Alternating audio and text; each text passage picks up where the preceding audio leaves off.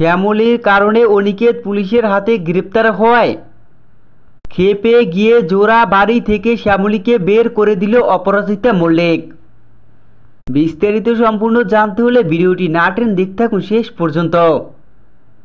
দেখা যায় অনিকেত ও শ্যামলী একটি অবৈধ হোটেলে ওঠে। পুলিশ রেড করে আর সেখানে থাকা সমস্ত ছেলে মেয়েদের গ্রেপ্তার করে। এরপরই শ্যামলী অনিকেতের দরজায় নক করে পুলিশ। দরজায় নক করলে বাইরে বের হয়ে আসে অনিকেত শ্যামলী। তখনই পুলিশ লোকটি অনিকেত শ্যামলীকে দেখে বলে ওঠে, অনেক ফুর্তি হয়েছে, এবার চল। এই বলেই অনিকেতকে ধরে নিয়ে যেতে লাগে পুলিশ লোকটি। তখন দেখা যায় শ্যামলী অনিকেতকে বাঁচানোর জন্য বলে ওঠে, দাঁড়ান, আমরা স্বামী স্ত্রী। কিন্তু শ্যামলীর এই কথা শুনে দেখা যায় অনিকেত বলে ওঠে, উনি আমাকে বাঁচানোর জন্য মিথ্যে কথা বলছে, আমি ওনার স্বামী নই।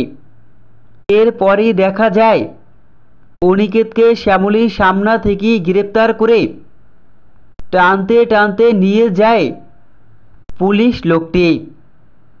পুলিশ লোকটি অনিকেতকে গ্রেপ্তার করে জেলে ভরে। আর এই বিষয়টাই জানতে পারে অপরাজিতা মল্লিক।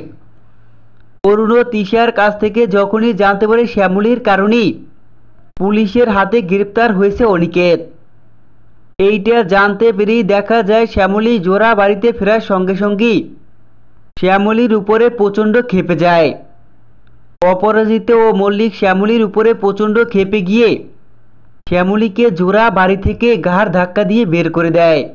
পুলিশের হাতে অনিকেত গ্রেপ্তার হওয়ায় জোড়া বাড়ি থেকে শ্যামলীকে দূর দূর করে তাড়িয়ে দেয় অপরাজিতা মল্লিক।